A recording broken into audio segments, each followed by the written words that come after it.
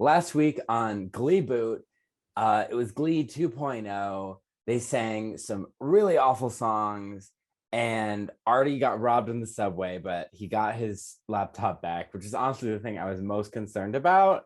And we realized that Blaine and Kurt are going to stop living together, but that's unclear in this episode. And that's what you missed on Gleeboot.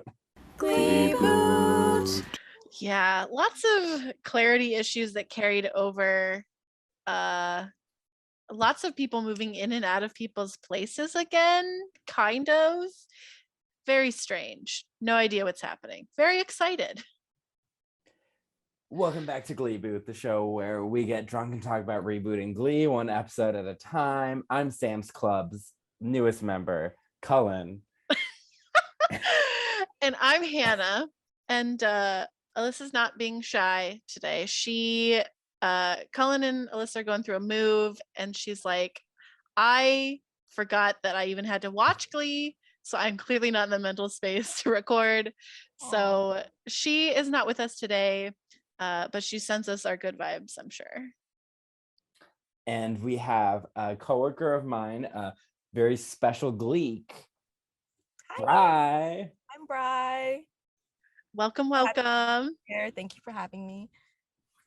Thank you for coming on. Bri is doing this from her car. That's how dedicated she is. She's not driving right now, but she's parked. Yes, we're being safe. I'm also not drinking. I wish. It's crazy because I do have a bottle in here, but I was like, I have to drive home after this, so I can't. But yeah, no. I have water. Yeah, stay hydrated. Actually, that's what I'm drinking. So look at us staying hydrated. You take drinks for us. Drink for us, Colin. Yeah, I'm drinking. Someone at work just gave this to me because I wasn't gonna drink, and then they just gave this to me, and I'm like, I guess this is a sign from God. La Marca Prosecco sparkling wine. So. And you have a straw for it. Mm-hmm. We bougie here. He's hilarious. So, Bri, you kind of talked about this with us before the podcast, but what is like your relationship or your journey with the show Glee? So, one day, it was on Netflix for a very long time. Unfortunately, it's no longer on Netflix, but R.I.P. Right. One day I was just bored and I was just scrolling through Netflix and I was like, what's this? And never watched it. And I seen it had 6 seasons and I'm a big binge watcher, so I can just sit up and watch TV all day. So I like, this is right up my alley. 6 seasons that I've never seen. I'm going to watch this. And after me sitting up there the whole day watching season 1, I fell in love. So I've been rewatching it every summer since I was in 9th or 10th grade. One of those. That is dedication. Yeah, I love it. I even have every single album and soundtrack downloaded to my Apple Music. And very nice. Playlist. I literally love how they take the songs and their voices. Their voices are better than the original songs to me. I love all their voices. Yeah, we have definitely had a couple songs where like, this is better than the original. Exactly. What is like your favorite song from any of the albums? So it would have to be a Whitney Houston song. It was from the episode when they tribute back to her. So yeah. I guess like in real life, she had also, passed away. And that was, they put that kind of, in the show, and like they gave her a tribute, and they also talked about, how drugs are bad and how you shouldn't do it. And Mercedes, she sang, what's the song? It's Whitney Houston's top song. I Will Always Love You. I Will Always Love You. And I cry every time it comes on in my playlist. And I'm like, oh my gosh, because I feel like she just sings it so much better than her. And I really feel it in her voice. Because, on the show, they kind of had it, where Mercedes was like a big fan. Like it was such an emotional thing for her. So hearing her sing it, it makes me cry every time because it makes me think of that one episode where she was just so hurt that Whitney Houston passed away because that was her favorite artist. So every time that song comes on, I'm in love because that is my favorite song. That's nice. That's a good pick too. Yeah, it's a great song. And Amber Riley's voice, so good. Amber Riley. Yeah. So good. That was my favorite person on the show. That's a good pick. She's consistently like the best character. And then they don't give her a lot to do after a little while, but I'm glad she's back because we needed her. Yeah. So She's like 19 and has like a record deal or whatever. Like, yeah. Exactly. So, you took the BuzzFeed quizzes, correct? I did. Who are your results? So I come out as Santana.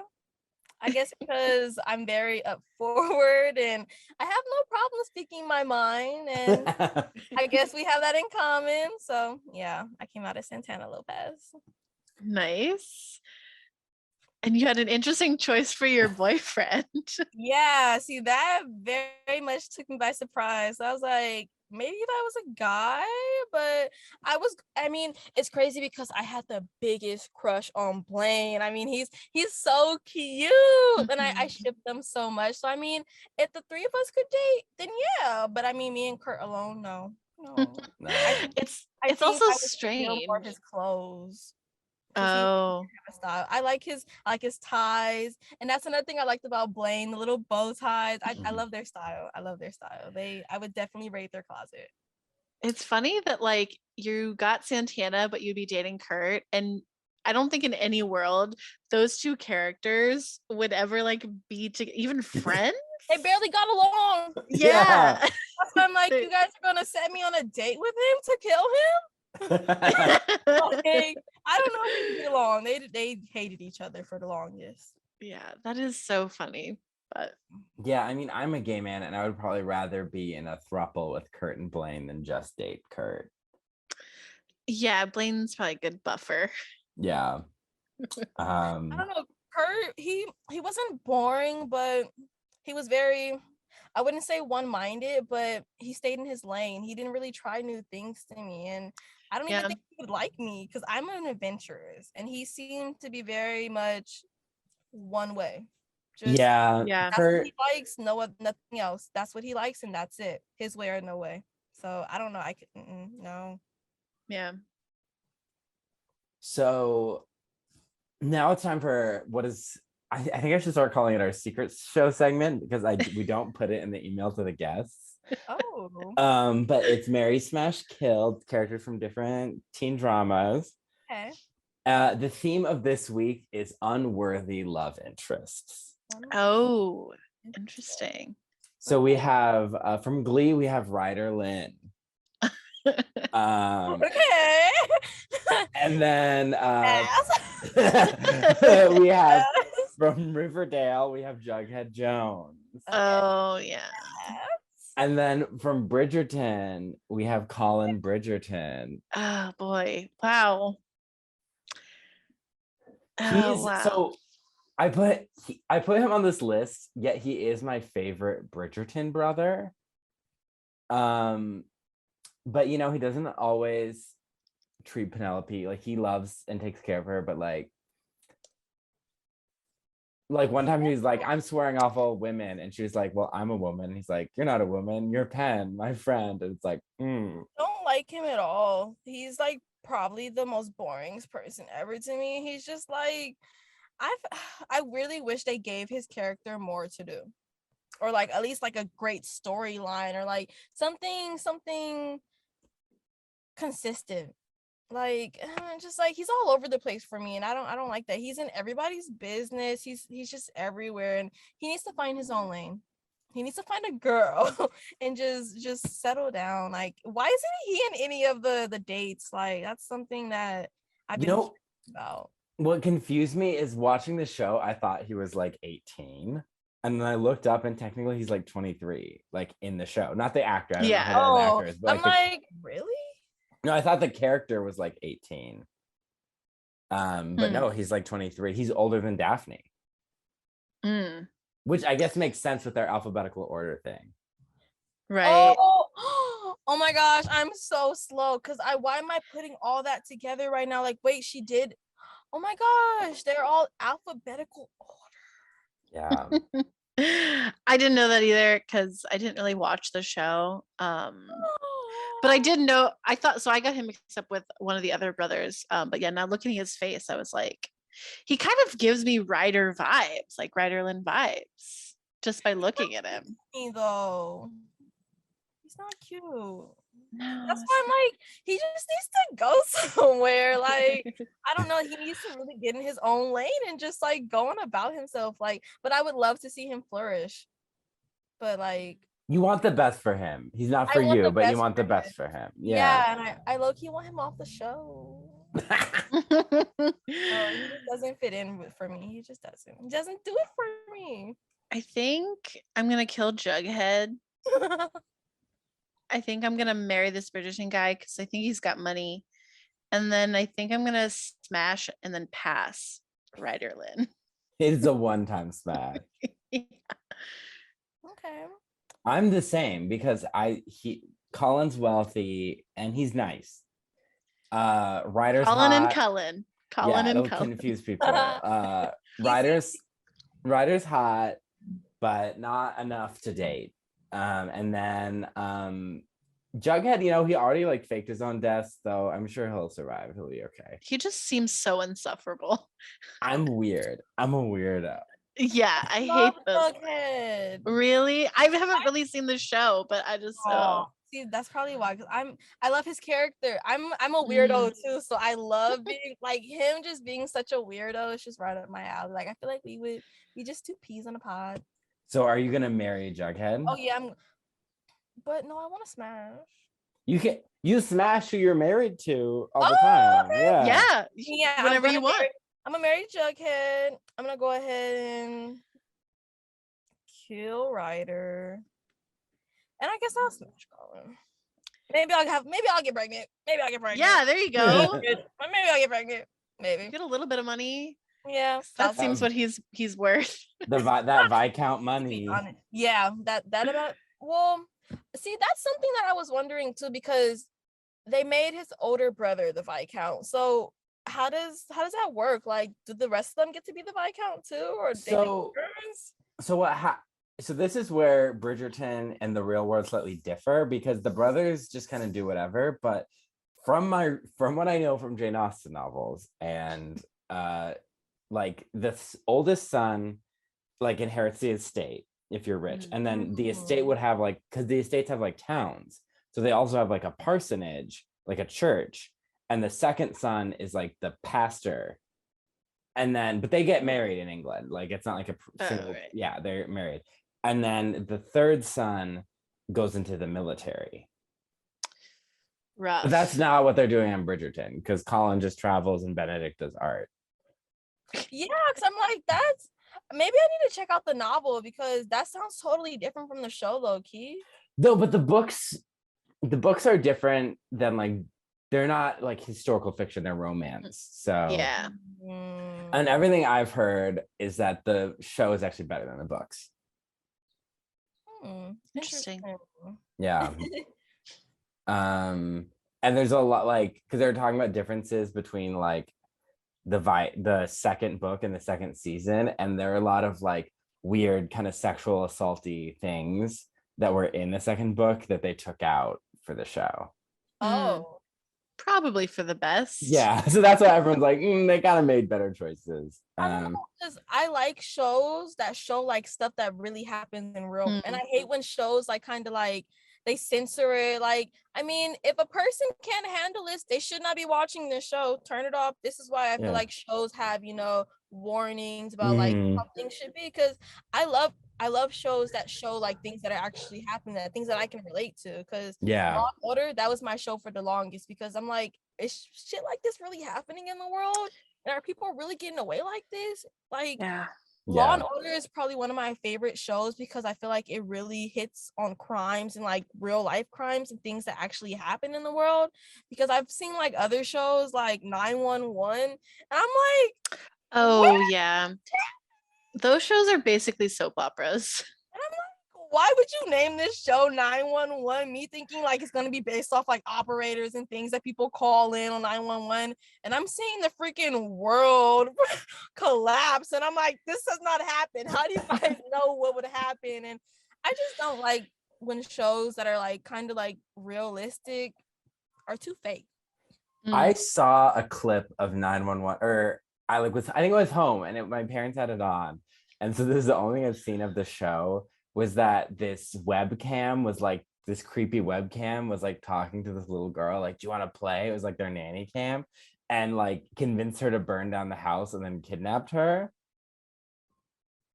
And I'm like, honestly, though, if I was a child and my nanny cam started talking to me, I wouldn't be like, cool, a new friend, especially in the voice they were using. I would have been like, Mom. And burn Yeah. the house down?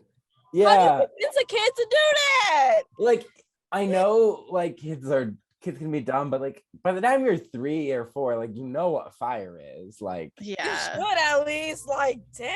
you've blown out candles on a birthday cake and been told not to touch them. Like Yeah. Or like not to like get close. Like, wow.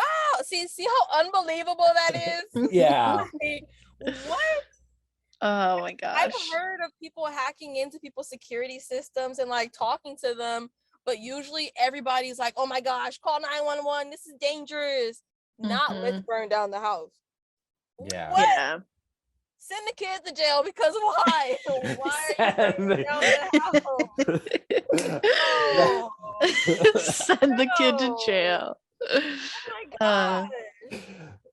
You know, isn't No. 911? I think 911 is a Ryan Murphy show, and that's the guy that made Glee. I think so. Yes. See, So it that's all what I checks thought. out. I know who he is. Oh my god. Isn't he like over Modern Family? I don't think Modern He did a Fam- show like it though. Oh he gosh, what did, was it yeah. called? It was called Uh, like It had Justin Bartha in it, and what's his name from Book of Mormon? Andrew Nene Reynolds. Leakes. Nene Yeah, Leakes. Andrew Reynolds, Nene Leakes. God, I what was think it called? Alex, our guest, I remember her talking about this show. I don't remember what it's called. It only got one season. Yeah. Okay. That is a lot. Yeah. But he's Scream Queens, American Horror Story, The Politician. How do you feel about that show? American Horror Story. Really depends on the season. See, There are I only a like that couple lot. seasons that I liked. It was like the first 3 I thought were like pretty good. And then I proceeded to just make fun of the other seasons.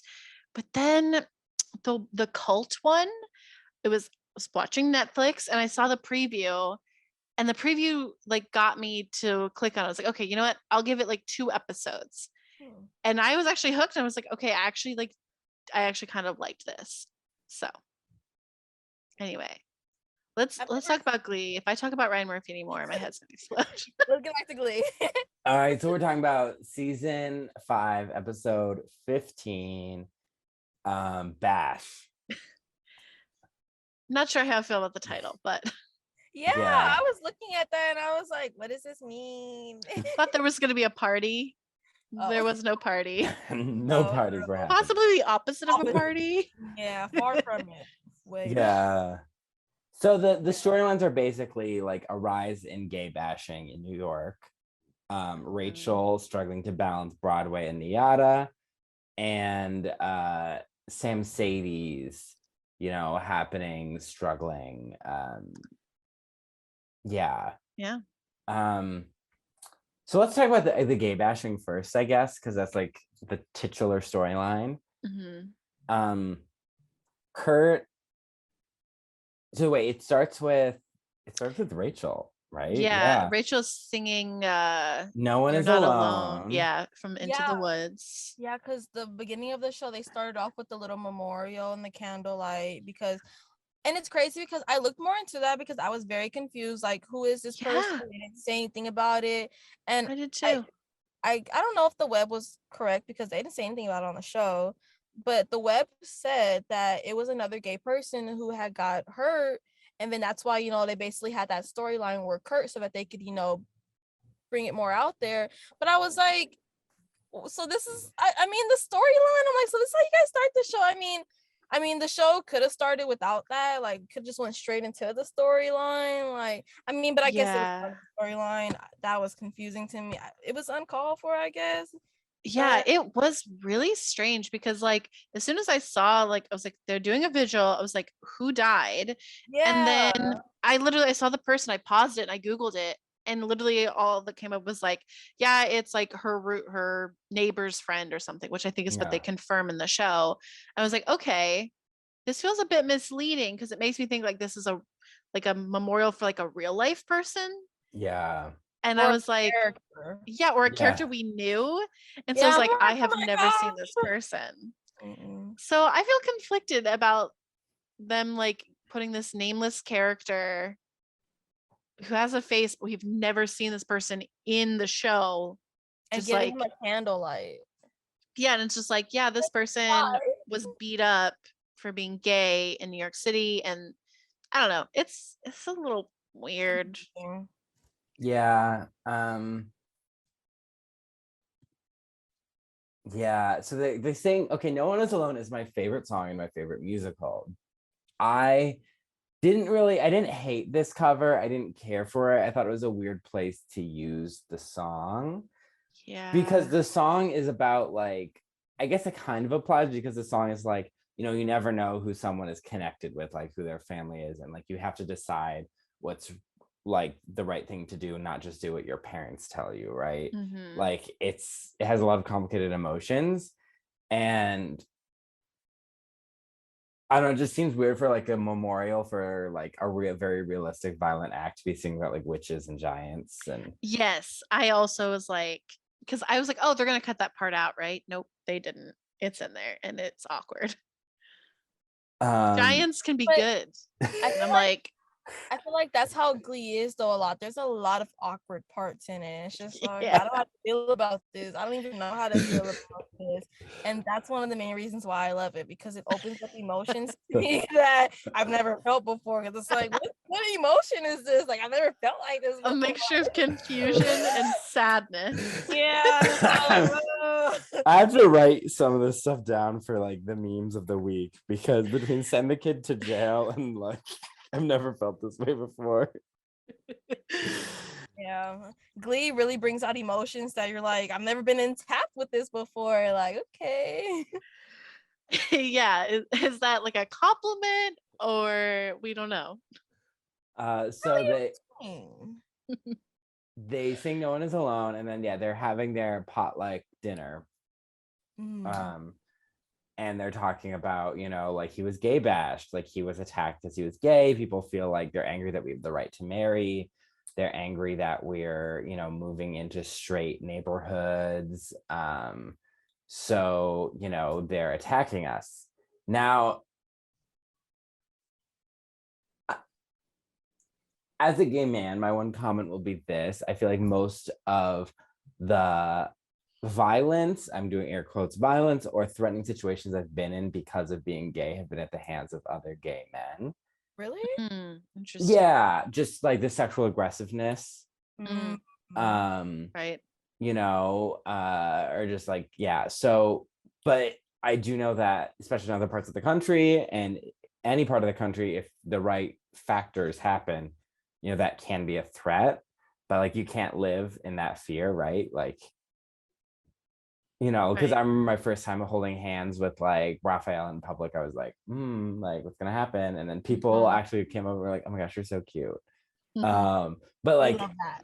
or even one time we were like sitting on the beach and like leaning against each other, and this guy comes up, and like you have this thought where you're like, oh my gosh, am I about to be hate crime? And he's like, oh, you guys are so cute together. So Yeah. I love that. Yeah, this made me think that like, okay, maybe there was like something going on in the real world that made them write this storyline. Because it does, like, especially coming from last week's episode and sort of where that ends with like Sam, Blaine, and Mercedes move in together, and Rachel's not being a diva again and stuff like that. And then like this is how the next, like if you're binging it, like you're like, whoa, that's a crazy shift. They do that a lot too. And it's Yeah. just like, So that's like, yeah, I don't know how to feel sometimes, because like I was just happy. Now you have me crying, sobbing my eyes out, because you just killed off my favorite character with no explanation. And that's one thing I want to speak on too, because when I seen that episode, I forget his name in real life, the one that died. Corey Monteith. Yeah. Yes. And it's crazy because I seen that episode and then I Googled and I'm like, oh my gosh, he died in real life. And they didn't even really want to say anything on the show. And I was just like, you guys can't like say a reason why he died. Like it was just so Yeah. awkward and I really hated it. I really, that was one episode that I was so mad at because it had me mad, it had me crying, and it was just too much. And I'm like, you guys, no, like I was so mad at that episode. That's one episode that I hate. Yeah, it's really hard to watch. Like even now, like when we watched it, it was really hard to watch. And like that this has like that same emotion where it made me be like, oh, okay, this someone passed away in real life, or and I was like, this person didn't pass away. They ended up being okay, which is good. But it I don't know, it's just such a strange way to start it. But like they're at dinner and Artie says like, oh yeah, well, hate crimes are going down, but they're going up in New York City. And I didn't get a chance to like double check that, but like based on what we know about like hate crimes against Asian people over the past couple years, especially with COVID, like hate crimes against Black people, it's I don't know. It felt weird that they were like, oh well, hate crimes are going down. And I feel like now they're not. Yeah. So it's kind of like it. yeah, so it's like I don't know if that was true then, but it does still I think it would still be out of place, like because it's kind of like as if New York City is like the only place that this is happening, and like I don't know.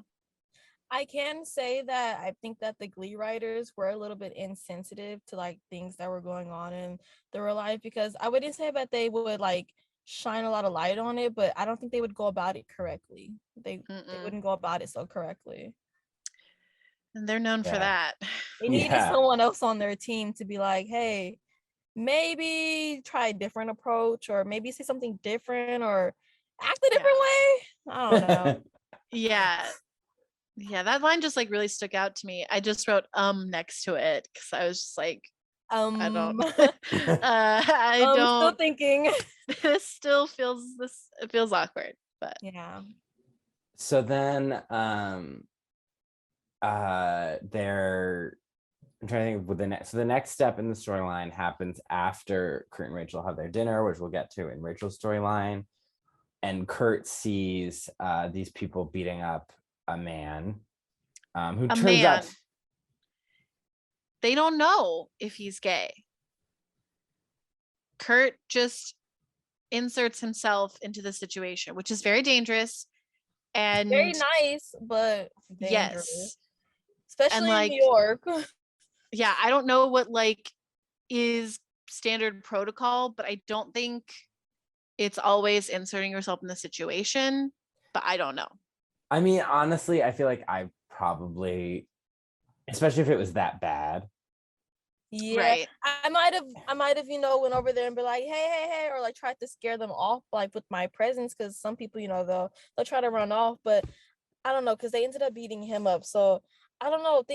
Thinking back at that and thinking like, hey, what would I do in that situation? I mean, I'd be terrified probably, because I mean, it was two of them and one guy. And I mean, you already see this guy getting beat up, so he's not going to be able to help you if they come after you now. Like, but then again, it's like, do you start thinking about all that? Like, you just react, like you're just on go, just like that. So were the guys who were beating him up, were they saying anything that was like indicating that this man was gay, or that they thought he was gay? They did when Kurt got there, because then they pretended to run off like effeminately because the guy ran off. Oh, okay, I must have missed that. Yeah, he did run off and leave, and that's another thing. Like, actually, I would not have inserted. I would have 911. I'm sitting back over here watching get beat up. You want me to record it for witness evidence? I don't think I would have. Especially in a dark alley, I don't think I would have inserted myself in that. Well, that's one thing too, is even if you walk up calling 911, like, hey, 911, I'm reporting a mugging, I'm on this street. Like, if you come in, they're coming after you. They might come after you, but like they're probably gonna run away if they know people are coming. If you say like, I've already given them the address and like you're just trying to scare them off, so that at least de-escalates the situation. Yeah, it could. I mean, it could. Don't take your how to deal with crime advice from us. No, don't. That's why we're trying to be like, okay, what could you do? This is a what you do, not what should you do. Yeah. And so yeah, Kurt gets really beat up. They like hit him with a brick. And like Kurt's still kicking. I thought Kurt was gonna be down after the thing with that brick. Me too. I thought after that he was, but no, he was still going for it. I was like, "You go, Kurt." I was so mostly confused about the fact that there was a pickup truck, albeit a small one, in New York City. That was really confusing to me. Pickup trucks, not the first car I would think of being in. Oh, because they drive off in a pickup truck. Because I was like, I mean, I'm sure there are pickup trucks, but also like this gives me like podunk town people vibes that like, oh, these are like ignorant country people or something. I'm trying to remember. I associate country people with trucks. I'm trying to remember when that boy died who was these men like basically crucified him. Oh, are you talking about Matt Shepard? Matthew Shepard? I think so. In real life? Yeah. That was in the Midwest somewhere, I think. Yeah. I know it was like in the Midwest, and they like raped him and him up, and yeah, it was horrible. Yeah, it's probably one of the worst things I've ever heard. Yeah. Oh my gosh. Yeah. There's a really good documentary about it. Let me see what it's called. Oh my god. I think it's what's his name again? Matthew Shepard. Oh my gosh. Matthew Shepard documentary. You guys hear the ice cream truck? Yes. Yeah. Matt Shepard is a friend of mine. It's a documentary from 2013. It's a very good documentary. What is it on Hulu? It looks like it's on Pluto TV. I think it was on Netflix for a while. But yeah, basically that documentary talks about like what happened to him, but also like who he was as a person from the perspective of his friend who's the filmmaker and then other people he knew. So it's a really good documentary. You guys should check it out. But is it a tearjerker? Yes. Okay, I won't watch it today, but yeah, be prepared. Because it sounds like it's making it like that's sad. Yeah. But yeah, Cullen, you were saying like, does it have like? No, that happened way earlier, but I was wondering if like, yes, just the pickup truck made me think of that. Yeah. And I looked up his Wikipedia page and found out the Westboro Baptist Church was protesting like the trials. So the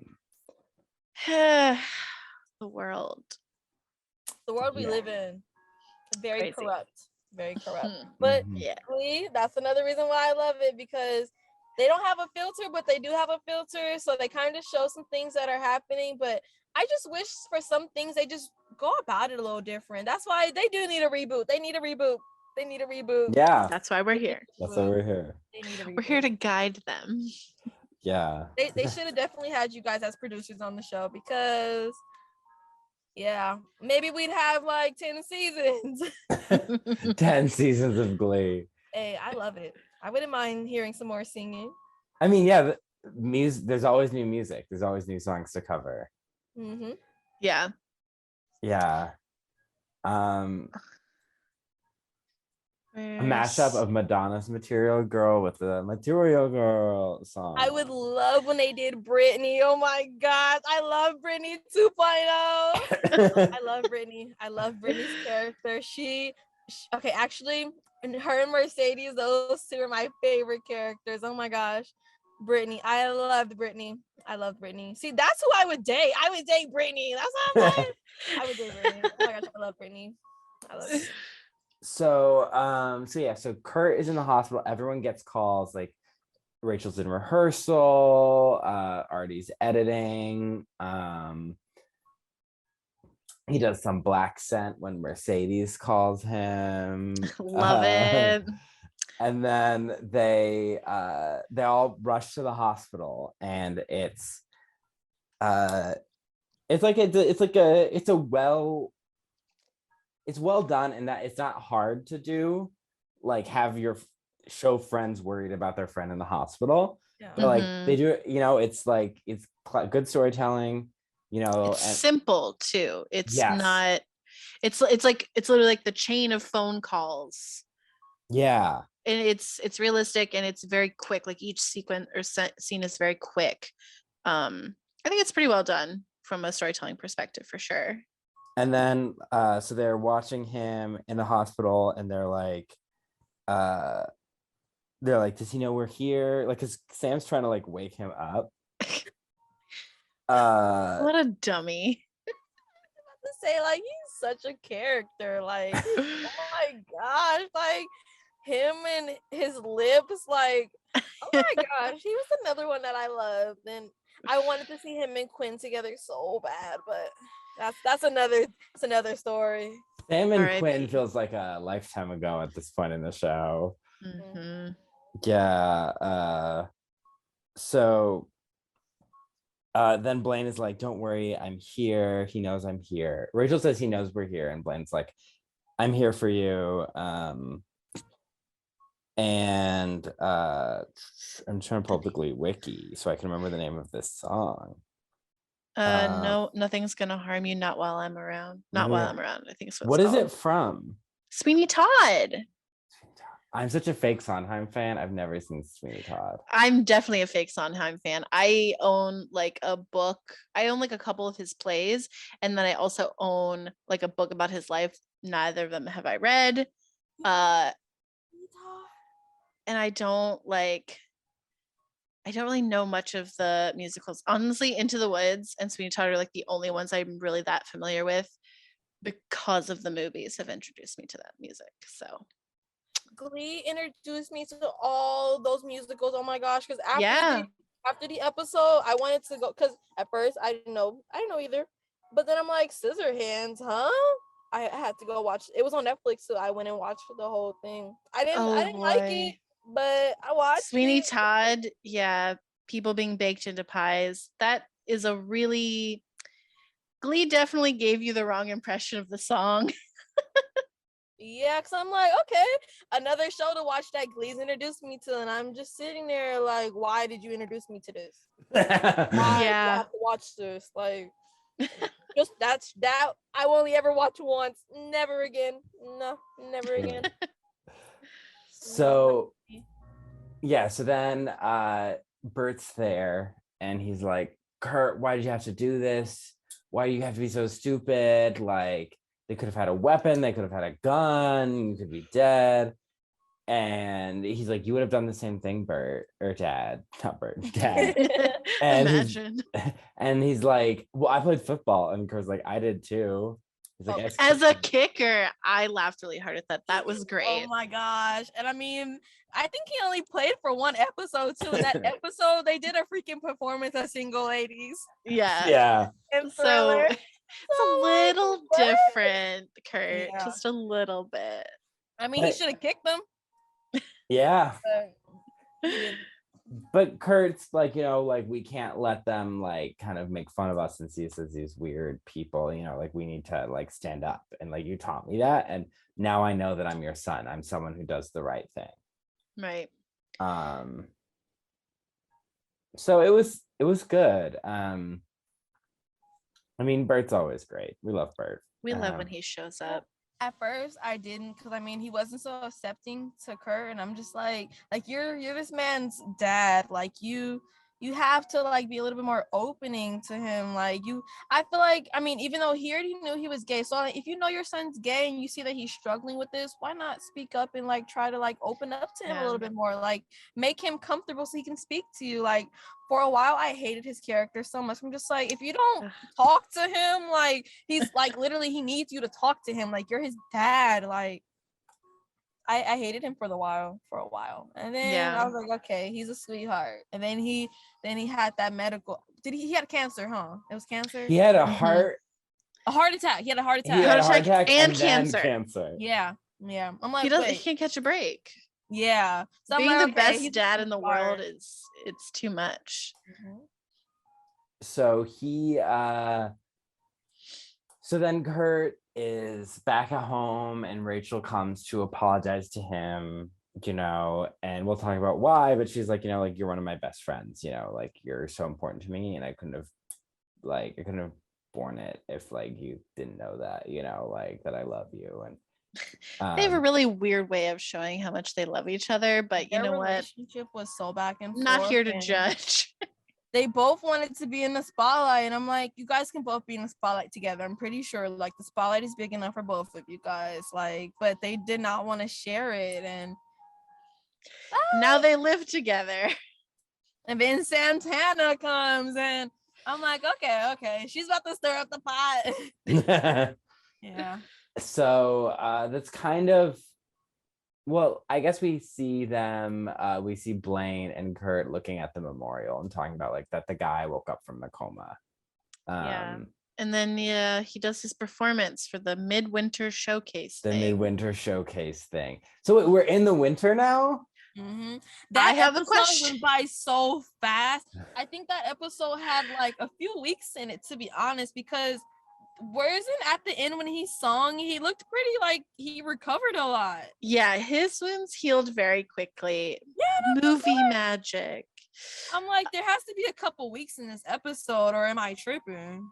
Yeah, it is really strange because like he goes to the hospital and his face is like fucked up, and then he's fine. Like you would still have a bruise and swelling, black eye or something. Yeah, so he had one cut, I think, on his face. Yeah, it was. Like, it was so weird, but yeah, so like he does this performance. What's the song? I'm trying to find why the Glee Wiki is not coming to the top of the list. I'm just getting the regular Wikipedia, which does not list the songs. So weird. Useless. There we go. Bash. Okay. So I'm Still Here. Which is from Follies. Interesting. Follies. Yes. I think it's like an old actress, I think, sings it or something. Yeah. But yeah, he's up and moving. He's jumping around. His face looks like near perfection. He's standing on the piano. But yeah, it does feel like there's multiple weeks that have gone by. But like last week, we talked about, okay, the timeline, that was 6 months from graduation. So that would have put them in November. And typically a semester would go from like August or September to December. Mm-hmm. So does that mean? Is this finals? But they said midwinter, and I'm like, December's early winter. Yeah, I know, but I don't want to spoil it for you guys because you guys are like watching it episode by episode. Yeah. I know what happens next. Yeah. Okay, so it'll be explained. You guys are on the right track. Okay, yeah, because I was just like, this doesn't make any sense, but then I was like, you know what? Who cares? I've stopped dwelling on these little things. I'm finally. like, I can't.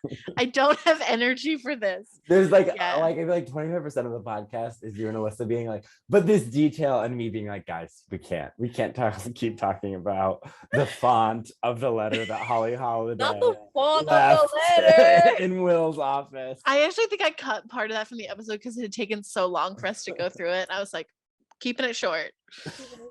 But yeah, so yeah, Kurt's like kind of okay. Really glad that this nameless person is fine. It's just super weird that it was like, yeah, that was our neighbor's friend. And I'm like, and you guys made a candlelight for him outside of your house? That's another question. Like, is it outside their house? Does it look like they were like walking around? Like maybe they went around the block or something? No. I think it was outside of Mercedes' house, to be honest. Oh, weird. Honestly, yeah. Who knows?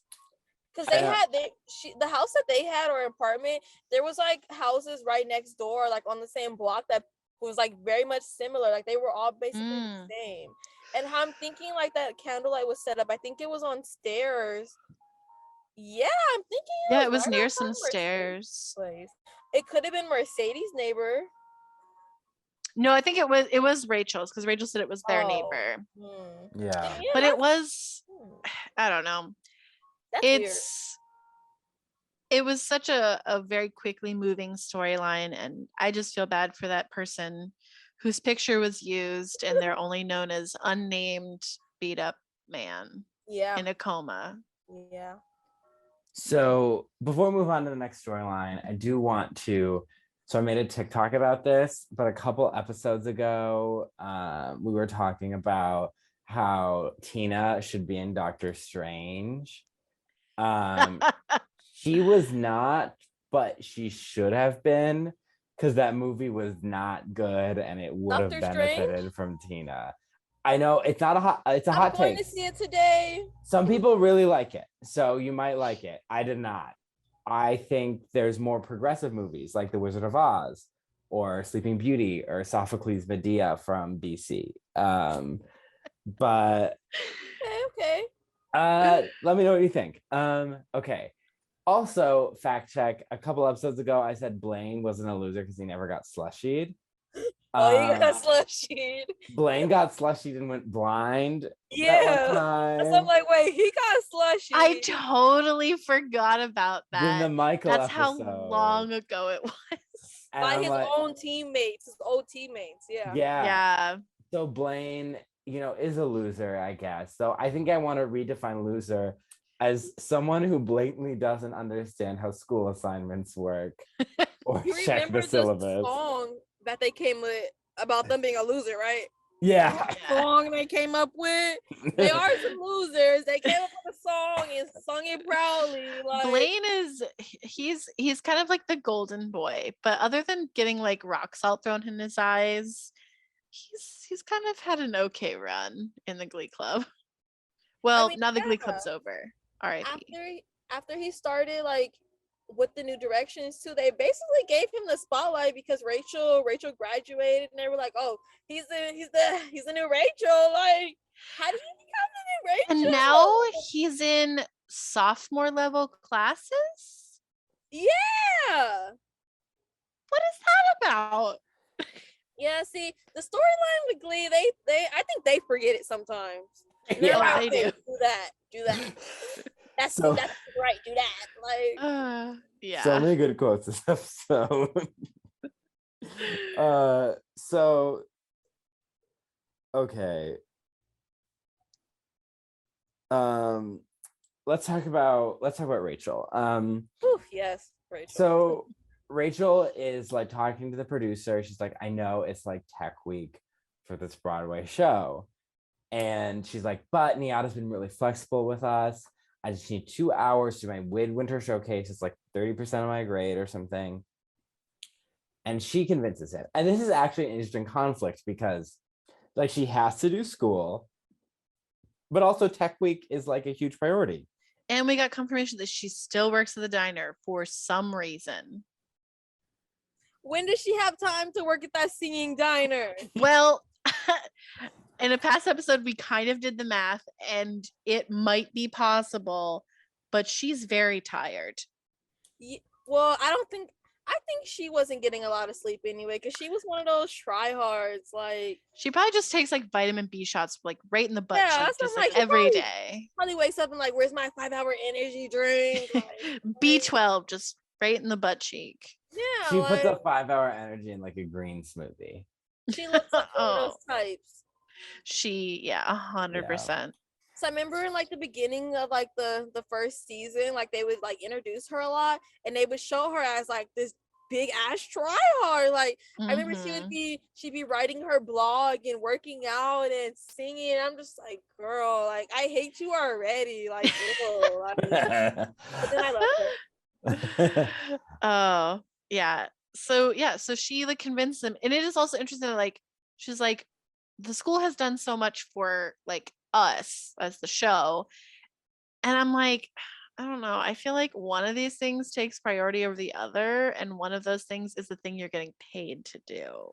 Yeah. But it is like you said, it is a really interesting conflict. Yeah. So so then she does her midwinter showcase. She starts singing Broadway Baby. Rachel does not read the syllabus. She does not. Day one of or Kurt or Blaine. Blaine. They do a duet. And so Carmen Thibodeau, played by Whoopi Goldberg, she starts out, she's smiling, and then she's like, no. Blaine comes in and she's like, no. When did this become a duet? Yeah, and she makes such a good point. She's like, I told you that I never said it was a duet. I said it is one person. That makes doing sense it. though. This is And your grade. Why would I else? really wish that they had to work harder to get a second chance to do it, because she's like, I'm flunking you both. And I'm like, yes, they deserve it. They Like, did not know the assignment. They did not yeah. read the assignment. Like literally, like when it's you're literally in a like, class, you go online, you're like, oh, what do I need to do for this paper? Like you go online. Requirements, like Yeah. And like, this is literally just them in high school again. They're like, oh, like, I know we we're can do only whatever supposed we to do like, want. yeah, like Shu just said that we, do this, but what if we make it a duet? And I'm like, this Try to is not going to impress fly in them. college. Like, they tell you in high school you're not allowed to use a calculator. That's not a good example because they let me use a calculator, but like, it's not the same as high school. It's not. That's why I dropped And out. I honestly was like, I really wish that she would have flunked them.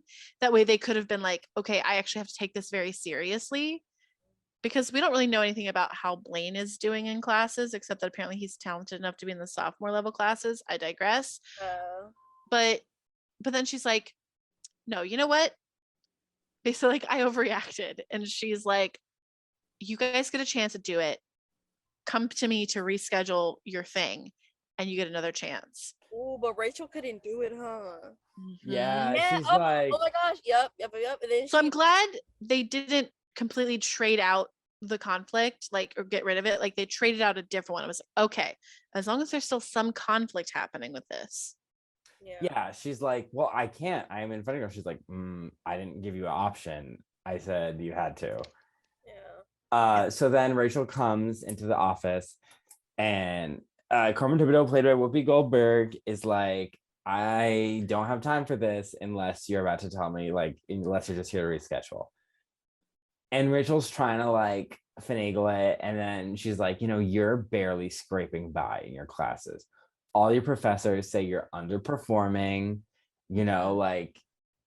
She was too busy with Broadway. Yeah. She's like, you're not ready for this. You're jumping the gun. And she's like, you're not taking your studies seriously. Yeah. And then Rachel is like, but I am ready for this. Like, this is my big chance. This is my dream role, my dream part. I'm not going to turn it down. Which is, again, it's valid. I think this is one of the best conflicts maybe in the history of Rachel's character. Like, yeah. Like, she really, it's like, I'm not going to turn it down. And then Carmen Thibodeau, played by Whoopi Goldberg, is like, you're not the first supernova to go through here. You're really talented. Finally, someone tells her that she's not special. Thank you.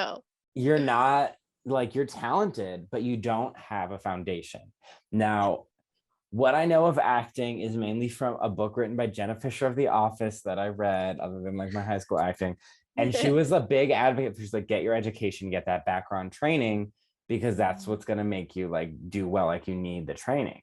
And but Rachel does have a point in that she's like, well, I'm here, like, I can't sacrifice this dream for the training. Yeah. Like, if I was in her shoes, I probably would end up making the same choice. But, yeah. I don't know. Maybe I think I would have went back to school after, because I mean, then she's just like, oh, well, since I don't need college anymore, I'm this, I'm that, like, and see how it went through her head. And yeah, I think she could have even been like, I think she should have quit the diner. Yeah, if there's anything to give up, it's the freaking job that you make like minimum wage and then some tips. They probably don't tip you very well because it's probably a lot of tourists. And it's just like, yeah, there are more important things going on. You're on Broadway and you're the lead of a Broadway show. You should at least be able to like afford an apartment and like some food to get by. Like, well, it's probably like, I need that real life experience, like Fanny Bryce. And I'm like, you're an actor. Like, please do not go full method on us. Like, take care of like what the priorities are. Are you gonna try, if you're cast as a queen, are you gonna try and take over a country and like, well, I need to know what it's like to run a government? Like, oh my God. Like, imagine. I'm surprised that like, who was it? I think Christian Bale was playing Dick Cheney. I'm surprised he didn't try to like run for vice president in his method acting. Yeah. Leave that to Jared Leto, Rachel. Like, Did Jared Leto become a vampire for Morbius? he walked around in in crutches, I think, and he made people help him go to the bathroom and stuff. And That so man I'm is just imagining trying to insufferable. help this man pee with the penis that he 40-year-old man. just actually assault underage girls. Yeah. Yep. Exactly. So Anyway. so But Rachel has an interesting conflict. Yeah, so she's like, you know what? I don't need this. And Carmen Thibodeau, played by Whoopi Goldberg, is like, You be careful now. think long and hard Watch about what you're yourself. about to say. Mhm. You are talking to the queen from the Brandy Cinderella. Like, Yes. like, okay, but here's what I wish she did. She's like, remember your friend, the friend that drove with you to harass me at that audition, to talk to me about letting you into NYADA? What's her name? Oh, Tina? Yeah, call Tina. Call Tina right now and tell her the decision you're making. Right. So Tina's at Brown. She's like at a coffee shop talking with her new friends about like Emily Dickinson or something. And like they get a phone call and Tina answers. She's like, oh my gosh, Rachel, hi. And Rachel's like, yeah, I'm going to quit NYADA. And Tina's like, what? Tina's character, when they did give her camera time, she deserved her camera time. Yeah, that's an excellent idea for the Gleeboot. Like, Give her more time. Yeah, that's terrific. She starts singing Bad Blood by Taylor Swift. Oh my Now we god. got Bad Blood. I used to be Mad Love. She's like, how do you dare you betray me like this? Yeah. Tina She was a Tina did something. Like she did it for Rachel, and like Tina's the reason that she's at NYADA. Tina wanted to be Rachel too. I remember that episode where she turned into Rachel, and I was like, no, Tina, no. Tina, you're better than that. You're way better than I. Yeah, so I just wanted that scene. I thought that would have been so funny. But so Rachel, she's like, I quit. I don't need this. And so she's at lunch with Kurt, and Kurt's like, oh my gosh, or dinner, it's night. She's like, they're at the restaurant from Lady and the Tramp, and he's like, oh my gosh, you quit. Like, and she's like, you know, like it just is holding me back. And now she's being a brat about it. She's not just like, hey, it was a difficult decision, but I needed to put my career. Yeah. She goes full Rachel Diva again. And I'm just like, what are you doing? Like, you know that Kurt isn't like trying to hold you back, and he's not like jealous, and he like wants what's best for you. And if he thinks that this is what's best for you, he's going to express that. He's not gonna like because that's the thing, you realize like a true friend is someone that you're the most honest with. Like you're not gonna hold back. You're gonna be like, hey, like as your friend, like I'm not sure if this is the right decision for you. Yeah. And now it is Kurt, so he's gonna be a little judgy. He starts as, are you crazy? So you know, I would have been like, what do you mean? Like, I would have been defensive too. Yeah, so like but again, that's good conflict, that's good drama, you know. Like two people who care about each other, but they're not good at expressing it, and they, you know, they're and so she's like, you need NYADA, you're safe, you don't take risks. Okay, that honestly I don't understand, because Kurt took a risk to get into NYADA when he did the remember those Not the Boy Next Door. Yeah, she wanted him to do freaking yeah. So and she auditioned with Barbara. Like, come on, talk about risk. And messed up. No, she's the worst. And gave us the iconic Pleek meme. Pleek. Messed up. So yeah, so they get in a fight, and then the thing happens with Kurt, and so then at the end she's like, you know, like you're the bravest person I know, and you've taken more risks in your life than I ever will. And you know, for once in her goddamn life, Rachel is acknowledging her privilege, that like as a straight white woman, like she doesn't have to take some of the risks that Kurt does. Like, you know, yes, people will make fun of her like Jewish nose or whatever, but that's not the same as like the risks that Kurt goes through. Yeah, it's just like she recognizes that it's a very different experience that they have, which is important. Yeah. I don't think we should get used to this, so I'm not holding on to it. You're not keep holding on to Rachel's character Gleep Golding development. Glon. Gleep No. Golding Glon. So yeah, Rachel is done. That's basically her storyline, right? Yeah, she just quits. I think so, yeah. And then okay, let's talk about Sam Sadie's. This is like, I feel like the most of the episode is Sam Sadie's. Yeah, weirdly so. I was They're like, confusing. yeah, I was like, can we could have made this shorter. So, okay, so last episode, it was established that Sam and Blaine would rent a room from Mercedes. Yes, she had an extra bedroom and she was going to rent it to some nerds she knew in high school. Still a great line. Love it. So now Cool Sam is on the couch. He's on the couch eating cereal. And it's established that he's sleeping on the couch. And I'm like, is Blaine just like, I can't share a bedroom with you? He used to love him. Like, he used to have the biggest crush maybe on him. maybe it's something like that, or maybe I could literally see Sam just sharing a bed with Blaine out of convenience. what if Blaine snores? I don't know. I think Kurt would have said something. Yeah. Oh, that's true. You're They were right. together. And I don't know, him moving out and like them, like they didn't have to leave each other. They could have still been living together. They could have just figured it out. Like, you're in a relationship for a reason. Like, why are you taking steps back and not forward? Okay, yes. Because again, the problem was that Blaine had like every class with him. Yeah. And like, I would love that. I'm like, no, it's too much. It's like live together, spend that important your downtime together, but have your class, have your professional life separate. So you can, be yourself, grow, like have other friends and interests. And then have something to talk about with that other person. Because if you're experiencing it like the same stuff over and over, you guys are gonna run out of stuff to talk about. I mean, even though me and Hannah did experience grad school together at the same time and still managed to talk about it all the time. But we weren't dating, so I guess that's the difference. Yeah, exactly. We didn't live together, so yeah. Precious moments together.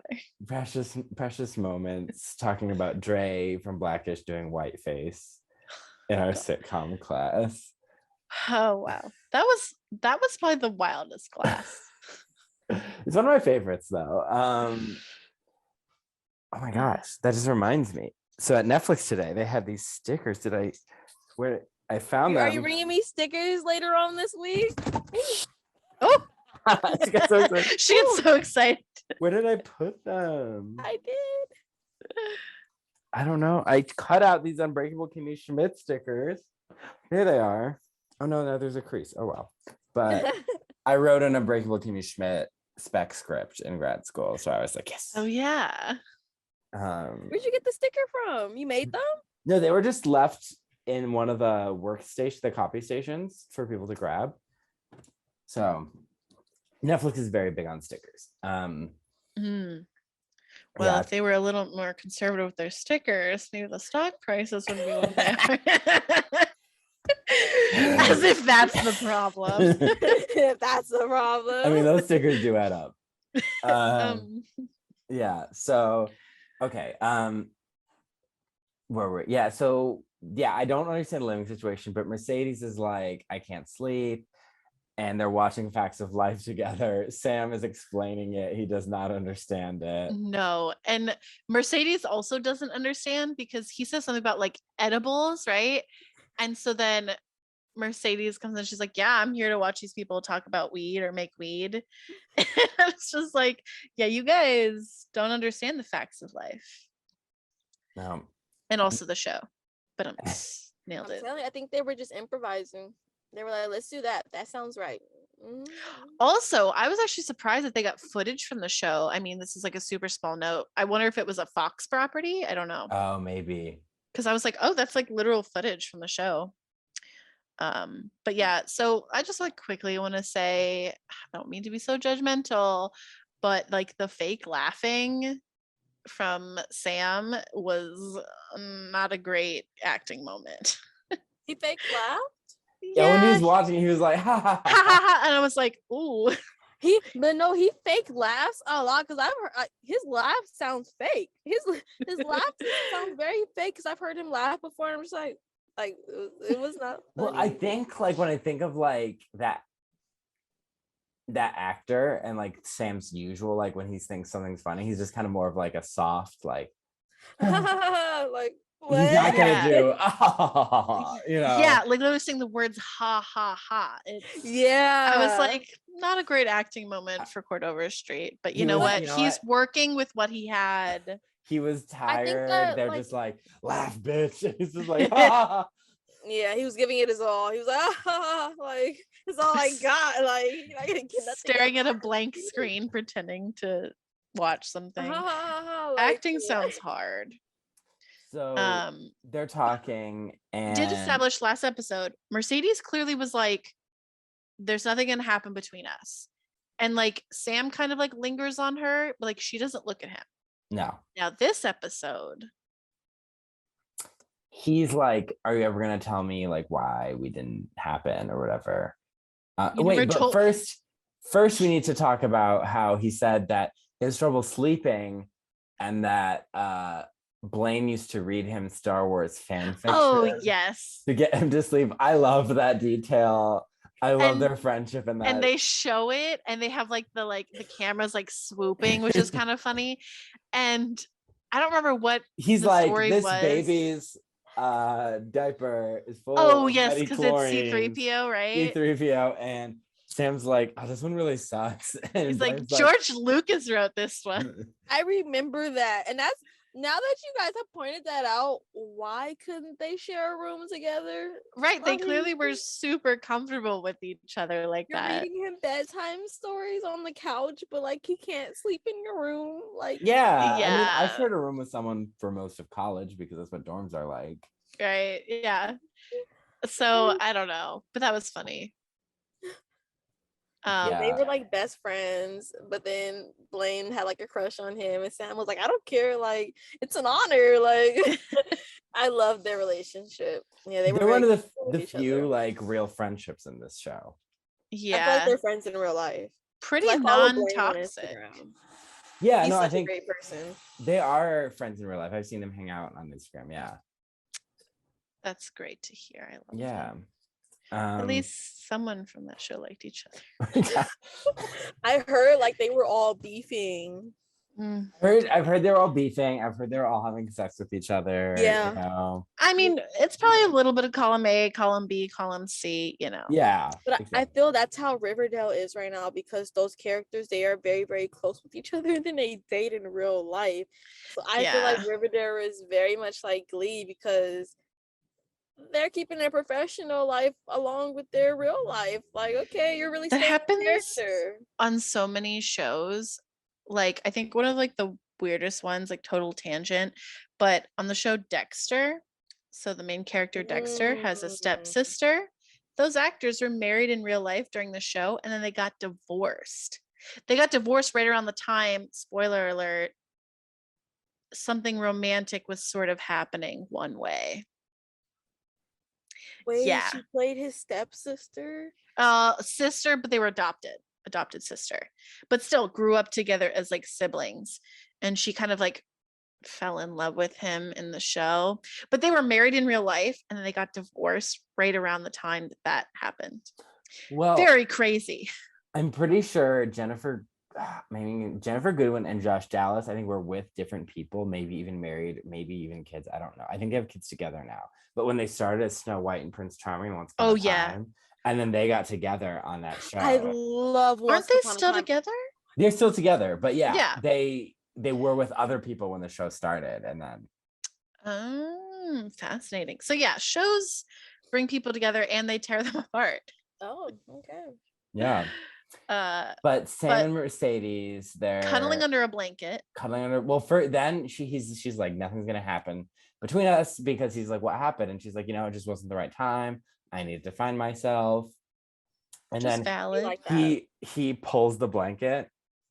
Yeah, I was like, you petty little bitch. But that was like, it was a petty was little bitch cute. move, but it was cute. Yeah. It Yeah, was like I was like, And then she just like kisses him. She just like she jumps on him. Which is because they have like a couple seconds and they're just like watching the TV and then they just go at it. I was like, oh, they're making out.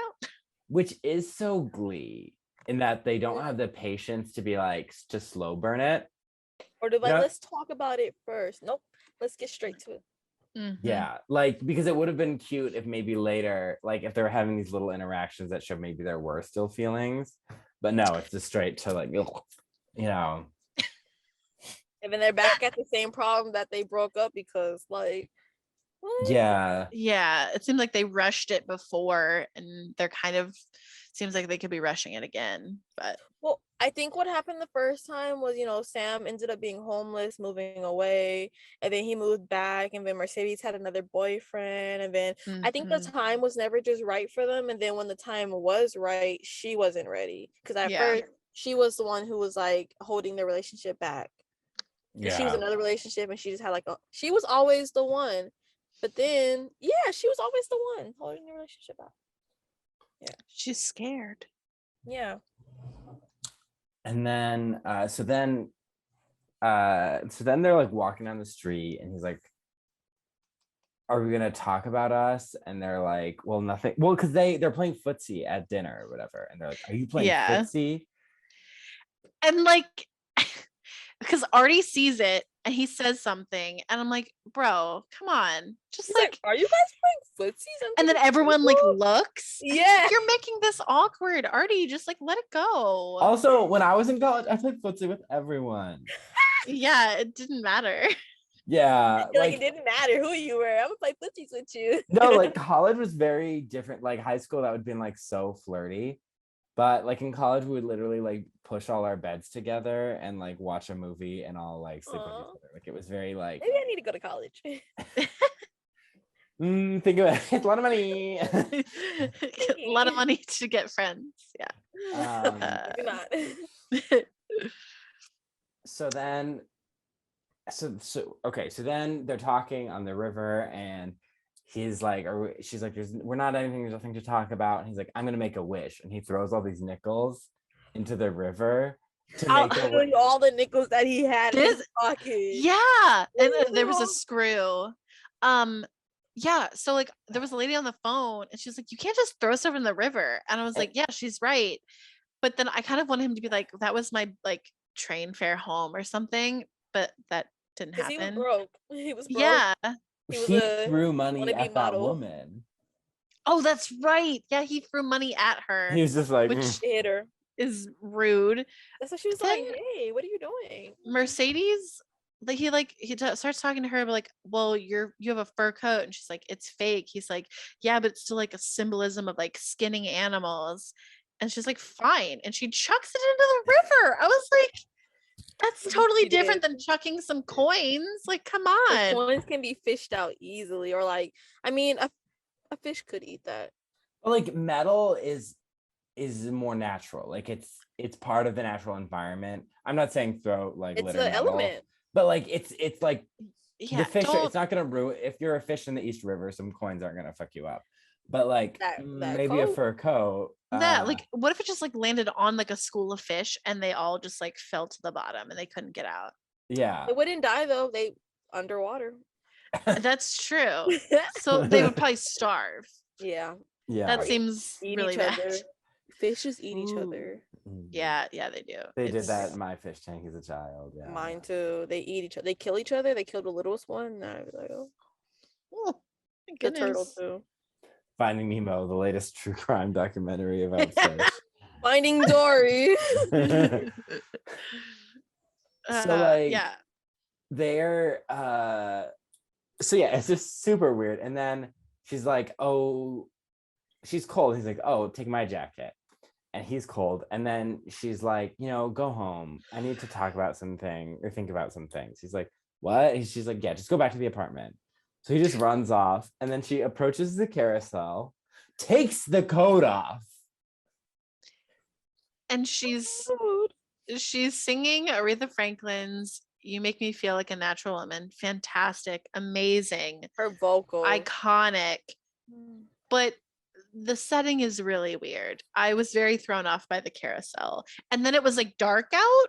And there are And I all was these like, women. I think that was explicitly a fantasy, though. yes, but it threw me off because it was like, oh, it's dark out now. She's been singing this song a really long time. I think it's only like 3 minutes long. That's a It little did go aggressive. from light to dark very quick, like in the middle of her song. And But then then it went back to light. and I was like, that wasn't necessary. I don't think it was. But I think it's because they wanted the lights, you know?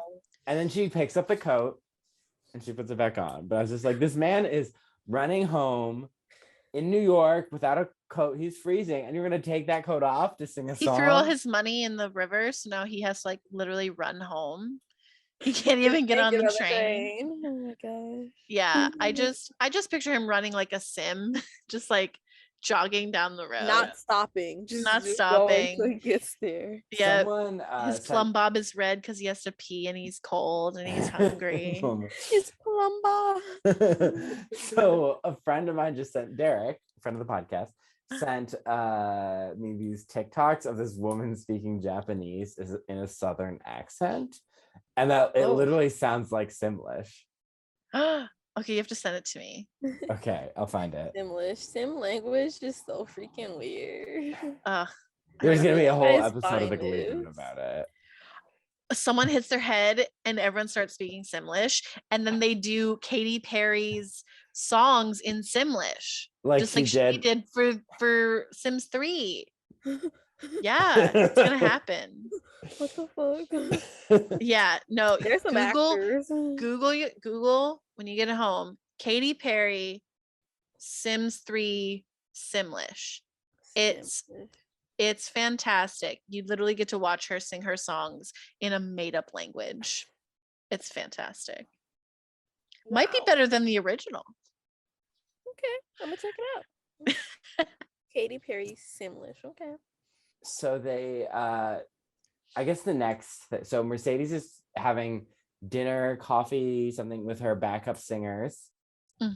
These two I think they're actually her friends too, and like they're her life. friends. Yeah. Oh, and her real life friends. Mm-hmm. Because there's like these interesting. two never before seen characters. Yeah, I kind of assume it's like, oh, she met them in LA and they became friends, which is cool. Yeah. And they're talking, and they're like, you're in New York, you're gonna date a guy from high school. From high school in Ohio. And I'm like, good point, very valid. Very good point. These friends are probably some of the best friends we've ever seen in this show. Because they're not like you need to dump him. They're like, you're gonna do this. Like they're giving her reasonable. Not options, but they're giving her reasonable feedback on like when you introduce a guy to your friends, what your friends really should say, instead of just bashing him and like reading a book by its cover, really asking questions and trying to figure out like, why are you with this guy? Like, what does this guy do for you? Yeah, they're trying to get her to see the like the kind of craziness of it, that like this guy you knew from high school, like you're a different person now. Also, this guy just graduated from high school. You've been out on your own for like 2 years. You know. So he runs up and he starts doing a Chris Tucker impression. Don't get me wrong, it sounded really good. I was like, oh wow. I paused this scene so many times. I would like pause it and go on TikTok for like 5 minutes. It was like, I can't bear this. Like, I'm like, so is awkward. Sam like? So after he explained it was an impression of a specific person, I was like, because I literally thought he was just walking in trying to sound like any Black person. And I was like, he's funny with his impressions. I be like, you don't sound like that person, but I mean, you're cute, so I mean, okay. So yeah, so then he like comes up and he's like asking about their hair. He's touching their hair. He's talking about being a model and how like sometimes they ask you about an emotion. You have to like think of that emotion and like do it. Yeah, he's like, and sometimes I have to like stop and be like, okay, Sam, focus, and then like feel that emotion. And I'm like, these women are just like, oh god, he's an idiot. I mean, he was, but he was a nice idiot, and he was very, very genuine. He also asked them like, why do all hip hop artists name themselves after cars, after like Mercedes introduces them, and the one woman's name is Tesla. And he's like, why do all hip hop artists name themselves after cars? And she's like, do they? I don't think that's a thing. And she's like, I was named after the inventor, Nikola Tesla. Thank you very much. And he remembers who Mercedes was named after. Yes. Which is was like great. very sweet. It was a very cute moment. Yeah. But he actually really did like her. Well, like his character in the show and everything. Yeah. No, he genuinely really cares about Mercedes, and she's like, oh, where's that waiter? It's like very awkward. And then so then her friends are like, he's sweet. He did a great impression of all the Cosbys. And then they're like, but like he's white. And so, but like quote that. The conversation should have been like, he's really uneducated, like he doesn't like know like some of these nuances, he doesn't seem prepared, like he does and says like some offensive things, like, but without knowing. Knowing, but like it's like word vomit kind of. But he was nervous, I believe. But like you should maybe, like, if you're gonna date this person and you're kind of an emerging pop star, like that's something you should think about, but instead they're like, he's white, what hip hop artists date white guys? Yeah, so that's a really good point, that like they're focusing so much just on the fact that he's white instead of the fact that like he's making her happy. Yeah, that's the other thing, is that like, well, that I don't really know if that necessarily comes across in what we see, because she looks so awkward, but like clearly like after the fact they kind of see that like she does really like him. But yeah, I think the point is that they focus so much on the fact that he's white instead of the fact that like he says some not great things, and they don't take it maliciously, which I think is good, because I don't think he meant it that way. It's just they still come off as mean towards him though. Yeah, they do, but I feel like that awkward. is the primarily white writers' room trying to be like, oh, they don't like him because he's white, instead of pointing out like, which could have been a story. It's a completely nuanced situation. Like it's actually a very nuanced situation, but they didn't handle it well. Yeah, like that's Glee for you. That's Glee, because you could have done a storyline about her friends don't like him because he's white, or you could do a storyline about, Sam needs to learn, he needs to grow, he educates himself on what to say around certain people. And they just kind of combined it and then made it all on Mercedes to grow instead of Sam to grow.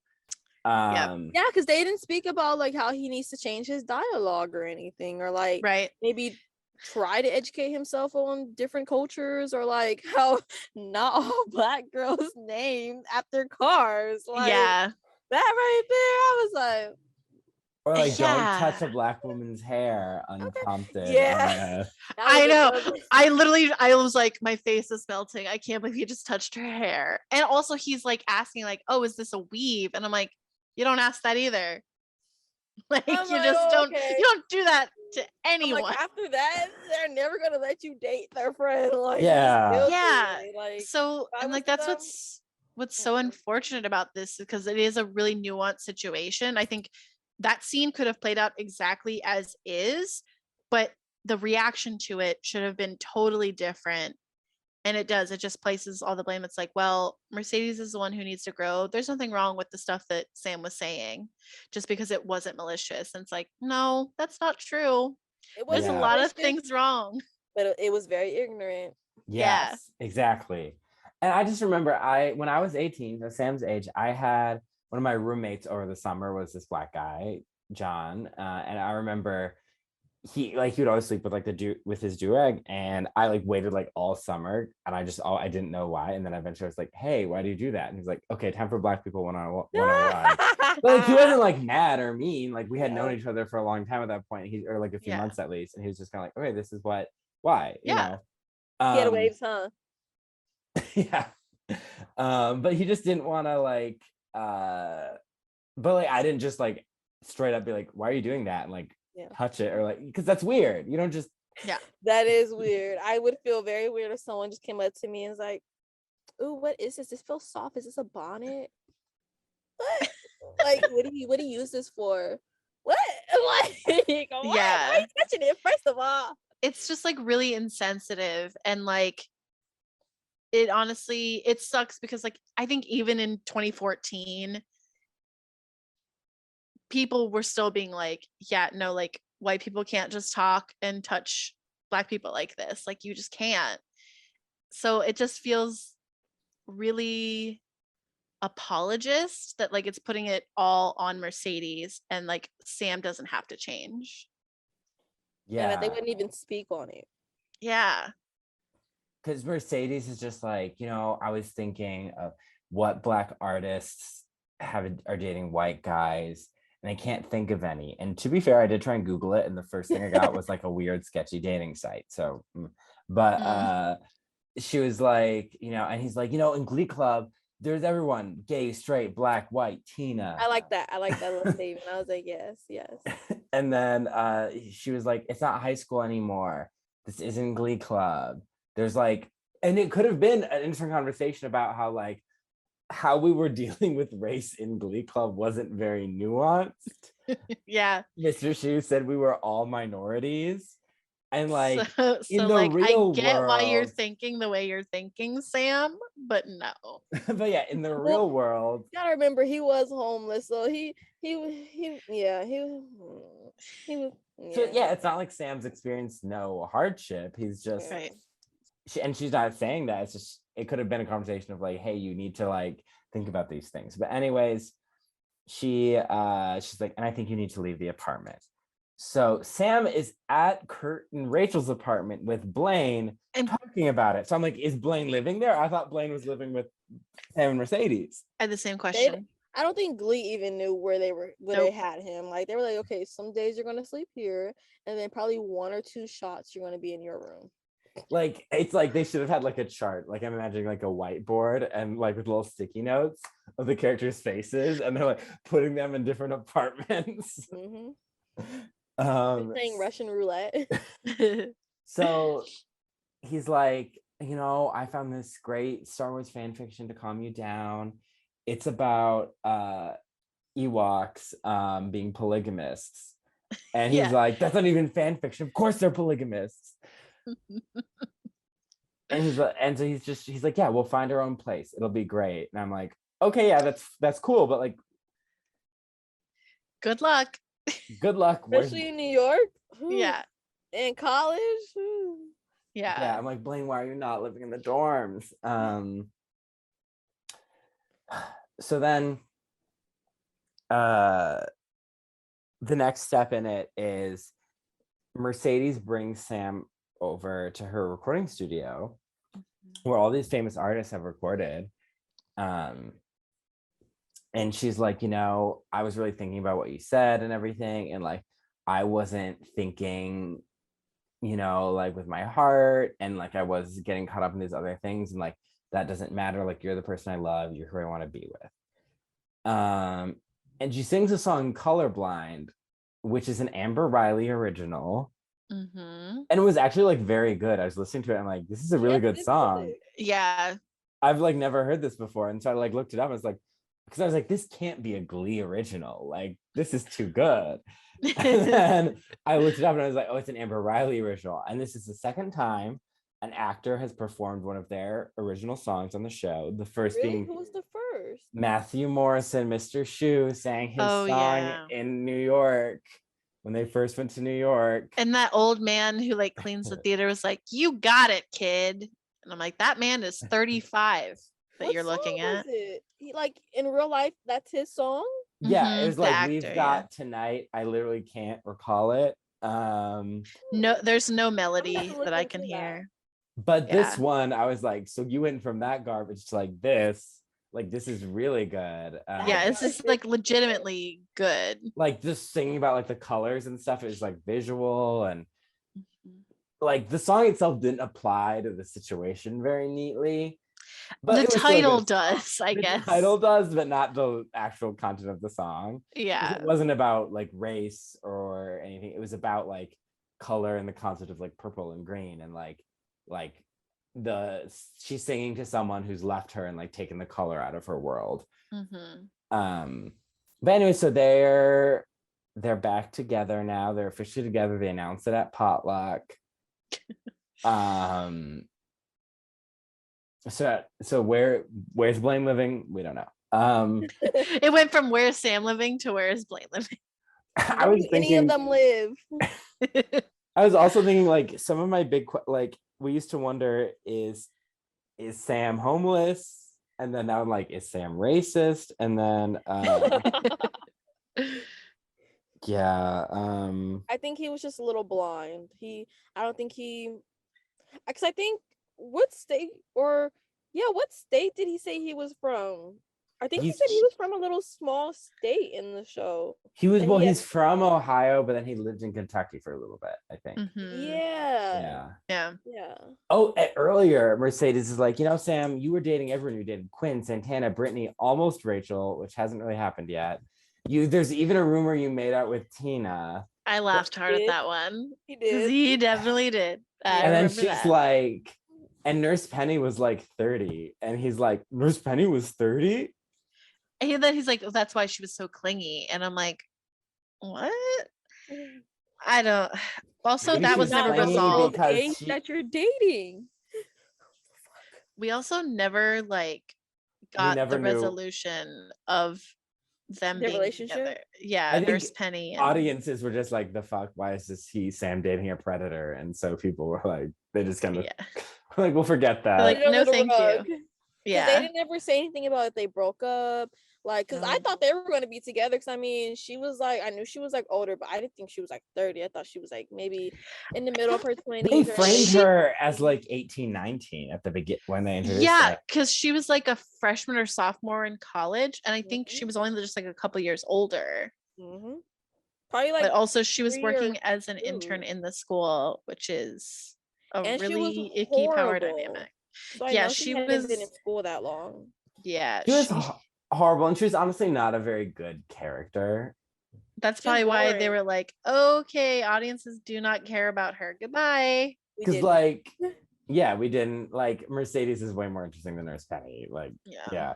And then here's my other note that I was checking. So Mercedes, Amber Riley is listed as a guest star in this episode, but Melissa Benoist as main cast. Melissa Benoist as Marley.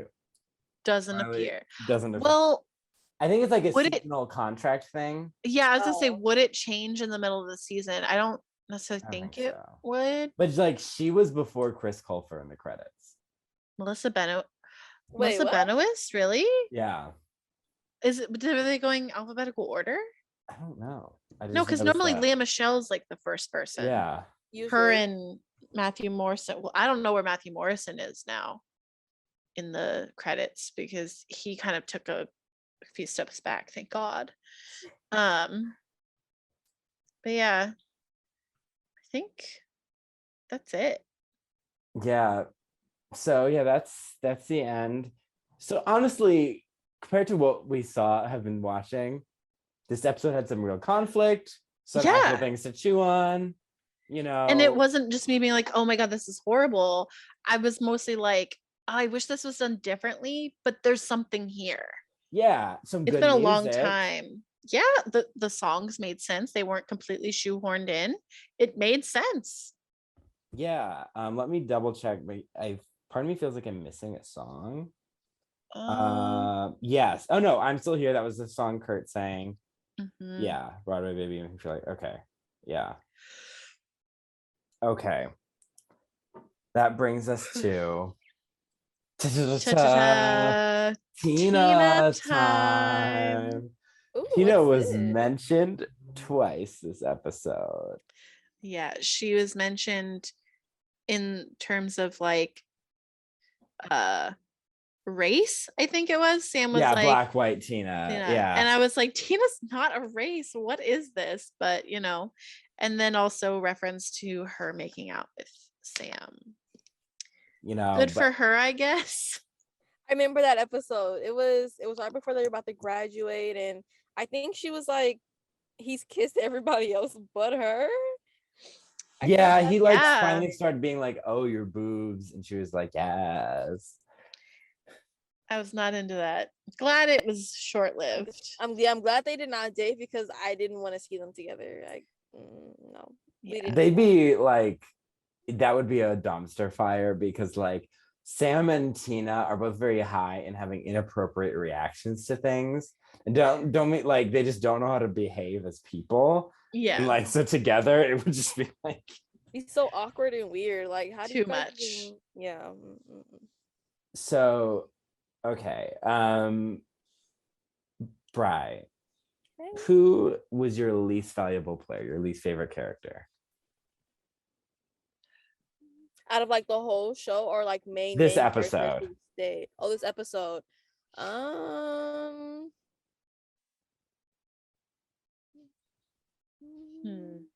This is hard. Yeah, I don't even have anyone for this because like Yeah. Yeah, no one was just being abjectly horrible.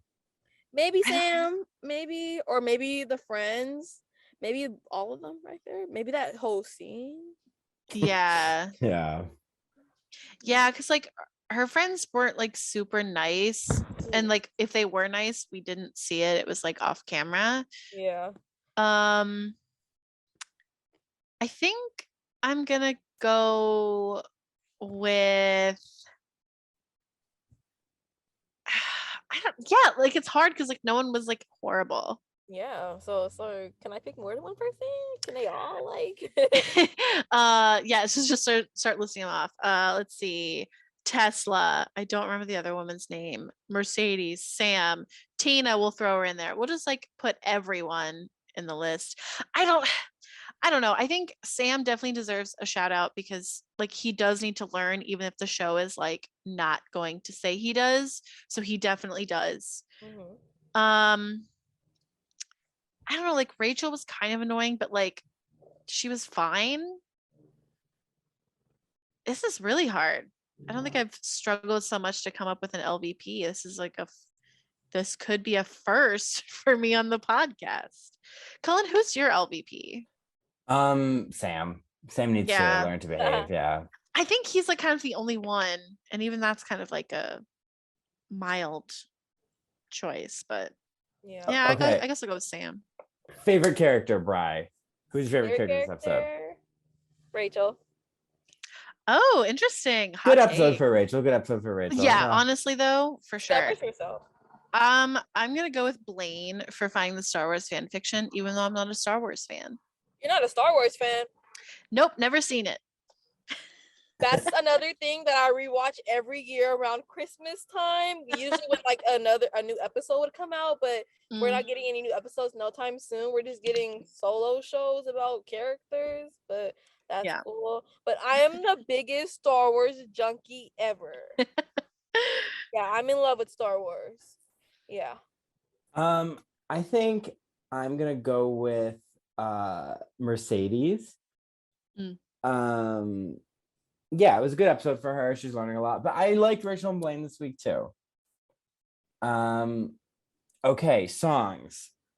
Broadway Baby. Broadway Baby. No One Is Alone. You Make Me Feel Like a Natural Woman. Not While I'm Around. Colorblind. I'm Still Here. Natural Woman for me. Mercedes all the way. Yeah, I like that, and I like Colorblind just because like I support Amber Riley. I thought it was really good and one of the best like original songs that they've featured. Worst, I'm going with Broadway Baby. I did not like Rachel and Blaine singing together. That's me too, then. My favorite, Colorblind, and No One Is Alone, just because I always like that song, but it wasn't a great cover, but definitely Colorblind. Least favorite, Kurt's song at the end. Yeah, it was okay. Yeah. What was the song? I'm Still Here. Yeah, not important. All right. So that brings us to the end of our episode. Bri, any social medias you'd like to plug for the listeners? Well, I'm currently taking like a social media hiatus, like getting my mental all together. I do have TikTok, but like that's not followable. I'm just scrolling all day. If anything, I have Snapchat that I'm on pretty active. Let me pull it up. I believe my Snapchat is Bry Time. Yeah, it's Bry Time, but with 2 Y's. BRY, double Y's, and then time. Nice. All right.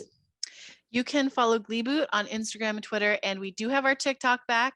We are Okay. at Gleeboot Pod. You can also follow us on Tumblr, gleebootpod.tumblr.com. I will do. Yay. You can follow me on Instagram at Cullen Ever After.